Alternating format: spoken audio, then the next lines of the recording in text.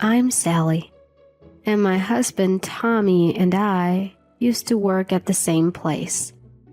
Tommy, who is 2 years older than me, was my senior at work. We became close when we ended up on the same project team a few years later and started dating soon after. 2 years into our relationship, we got married. After our daughter was born, I decided to quit my job. I loved my work, but my mother-in-law told Tommy that it was strange for a daughter-in-law to be working. So Tommy asked me to focus on household chores instead. From then on, I became a stay-at-home mom. We had our occasional fights, but overall we lived a peaceful and happy life. Then, one day, when our daughter was in elementary school, Tommy came home from work in the middle of the day. This was unusual, so I asked him what happened. It happened so suddenly that I asked him what was going on, and he answered, "Not only was the job hard, but I was also being harassed by my boss, which caused me to become depressed. I consulted with a doctor at the hospital. I quit my job because someone told me I should quit." When I pressed for details, he explained, "My job was tough, and I was also facing harassment from my boss. I've been diagnosed with depression. The doctor advised me to quit, so I did." He also told me, "I don't want you to have any more contact with anyone at the company." I felt so bad for not realizing that Tommy was so traumatized. It was really heartbreaking that Tommy was in so much pain and he couldn't notice. I felt terrible for not noticing how much he was struggling. I thought it would be best for Tommy to take some time off to recover. Our income took a hit, but I believed we could manage with some budgeting and my savings from before we got married. Above all else, I thought it was important that Tommy recover mentally and be able to return to society. However, 6 months passed, and Tommy's condition didn't improve. We started using my savings to cover his medical expenses. I decided to take up a part-time job to help out. I thought that once Tommy returned to work, I could save my part-time earnings. Our daughter was now old enough to help with chores, which was a big relief. I did my best to take care of housework and work to the best of my ability so as to not burden Tommy. But Tommy's depression didn't get better. Of course, I knew it wouldn't heal that quickly. He would go to the clinic during the day and come back in the evening, only to laze around in the house. He seemed fine when talking and eating, so it was hard to tell if he was improving. I suggested trying a different clinic, but he said he was fine with the current one. "Just stay as you are," was all he said. I once saw Tommy watching TV and laughing, so I asked, "Maybe it's time to start looking for a job?" His face turned stern. "Just thinking about it makes me feel sick and nauseous," he replied. I didn't want to force him into work, especially since he's sick. But the financial strain was getting to me, and I started getting annoyed at Tommy's little comments. Even when I rushed home from my part-time job to make dinner, Tommy would sprawl on the sofa and say, "Is dinner ready yet? I'm starving." I couldn't help but wonder why I had to rush home from work to cook for Tommy, who had been home all day. After meals, Tommy wouldn't even take his dishes to the sink.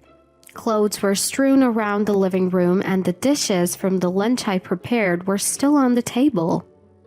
I was torn between being understanding because Tommy was sick and wanting him to at least do these small things. Then, another problem arose. I came home from work to find my mother-in-law in the house. "What are you so surprised about? Can't I visit my own son?" she said. I quickly replied, "That's not what I meant." She continued, "Why didn't you tell me Tommy is depressed? I had no idea." Honestly, What should I say? I had doubts. I wondered, shouldn't Tommy be the one to tell her? As I sighed, she glared at me. You're taking good care of my son, right? If you had been supportive, this wouldn't have happened. Do you understand? She's been like this since we got married, blaming me for everything. If anything happened, it was all my fault. I was subjected to old-fashioned harassment many times. I used to visit the in-laws often, but her constant harassment made me distance myself.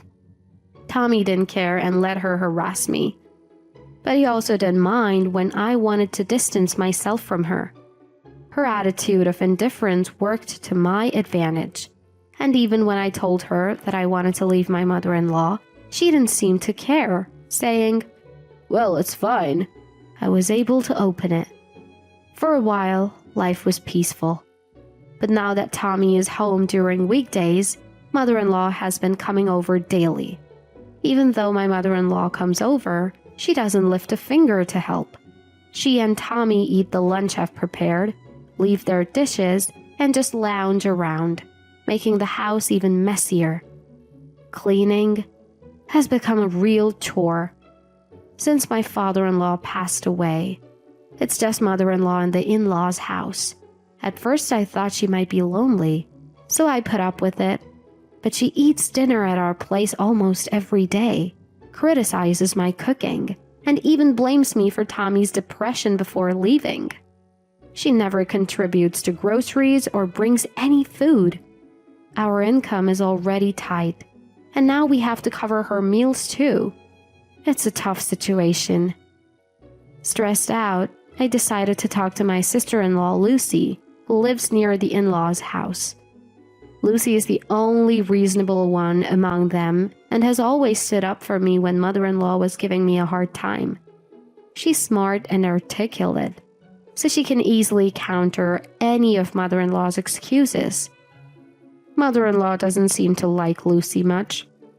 I told Lucy about the daily visits from mother-in-law, and the next day, she came over after work and scolded mother-in-law for lazing around. Mother-in-law was shocked by Lucy's unexpected arrival and was at a loss for words. Then, the next day after work, she came to my house with me and scolded mother-in-law for being lazy at home. Mother-in-law was surprised by the sudden appearance of Lucy, who didn't know she was here and was quite anxious. I made various excuses, but as usual, she was yelled at, and my mother-in-law's face turned red and couldn't say anything. Lucy warned her, "Next time you come, Sally will let me know, okay?" After that, mother-in-law never visited again. One problem solved, at least. Meanwhile, Tommy was indifferent and unhelpful. Even after mother-in-law stopped coming, he became increasingly lazy. With my dwindling savings and income, it was hard to cover living expenses and rent for 3 people. I was really struggling. I don't want to force Tommy to work, understanding his illness, but something had to change. I have to somehow get Tommy to work. I suggested changing his psychiatrist, but he wasn't interested. "Anywhere I'll go, it'll be the same," he said. I prepared some candidate hospitals and gave them a pamphlet, but they said, "You can stay with your current hospital." I offered to go with him, but he still wasn't interested. I started to doubt if Tommy really wanted to get better. My doubts turned into mistrust. First, I called a mental health clinic where Tommy said he was getting treatment. I wanted to know about Tommy's current situation. I found out he had only visited once a year ago and never returned.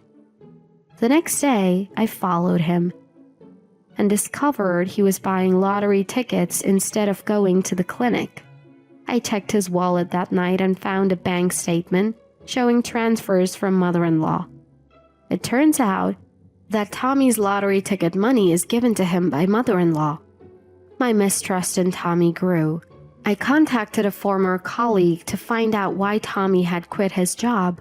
I had to do it secretly because Tommy had told me not to contact them. What the colleague told me was completely different from Tommy's story. It all started with a big mistake Tommy made at work, which he tried to cover up. However, when Tommy's boss found out, Tommy got scolded and lost his temper. He ended up arguing with his boss and stormed out, resignation letter in hand. Days later, Tommy kept calling the company claiming, "This is workplace harassment. You've damaged my mental health. Pay me compensation." The company was quite bothered by this. Of course, the company rejected all of Tommy's demands. Even then, Tommy persisted. When the company's legal advisor reached out to him, Tommy said, "The company made me sick. I'll get a medical certificate," and hung up. After that, he suddenly stopped contacting them. I had a hunch about what happened. Most likely, Tommy went to a psychiatrist after saying he'd get a medical certificate, but couldn't get diagnosed with depression, so he couldn't get the certificate. That's probably why he stopped contacting the company. Eventually, he got tired of working. He took advantage of my kindness, lied about going to the hospital, and lived a lazy life. I was beyond angry. I was disgusted. I didn't want to be with Tommy anymore. I planned to get divorce papers the next day after work. But then, I got a call from Lucy. Turns out, Lucy's husband got transferred and they were moving to another state. I've been really grateful to Lucy, so I decided to postpone the divorce until things settled down. 2 months later, Lucy moved. I quietly told her I was considering divorce and she said, "I'm sorry about my foolish brother and mother. Our family ties may end, but let's remain friends." Around the time Lucy's move was complete, Tommy said, "Mom's coming to live with us next month." I asked, "What do you mean, coming to visit?" Tommy said, "No, she's moving in. She'll live with us." Apparently, with Lucy moving, his mom felt lonely. Their old house was getting run down, so she wanted to live with us, and Tommy agreed. Both Tommy and his mom were so selfish, but I just said, "Oh, okay." Inside, I'd reached my limit. I was already planning to divorce him, so I decided to act quickly. Just divorcing him wouldn't be enough, considering what he had done. The next day, while Tommy was at his usual lottery ticket spot, I called the movers. I signed a contract on the spot and smoothly prepared to leave in secret. I quickly found a new apartment. "If Mom's coming, we need to tidy up," I said as I hurriedly packed and sent my belongings to my new home. The situation with my mother-in-law moving in was so unexpected that it actually worked in my favor. Nobody suspected what I was planning. 2 days before mother-in-law was supposed to arrive, while Tommy was at the lottery ticket stand, I left the divorce papers at home and left with our daughter. Around the time Tommy would be back, he called me in a panic. When I answered, he blurted out, "What's going on? Why did you leave so suddenly?" I replied, "Didn't you see the divorce papers? That's what's going on." Tommy said, "Why all of a sudden?" Keeping my cool, I said, "Did you really think I didn't know? I know everything." Tommy sounded puzzled. "What?" So I continued, "I know why you quit your job. You weren't harassed. You're the one at fault. You've been going to the lottery stand every day instead of a psychiatrist. You didn't get diagnosed with depression, did you? I also know mother-in-law has been sending you money for lottery tickets." You could hear the panic in Tommy's voice. I told him, "You've been deceiving me, and you want me to live with a mother-in-law who's been making my life miserable? You're insane. I don't want to be with a man like you anymore, so we're getting a divorce."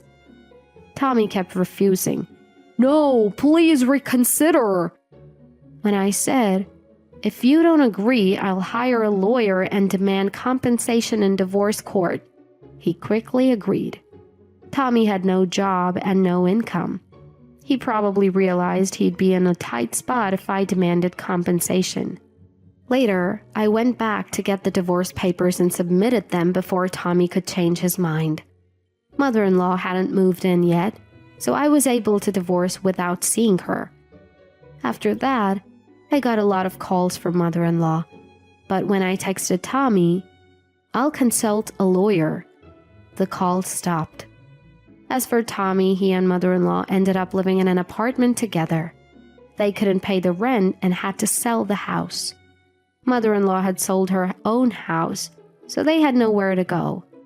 They ended up in a cramped old apartment.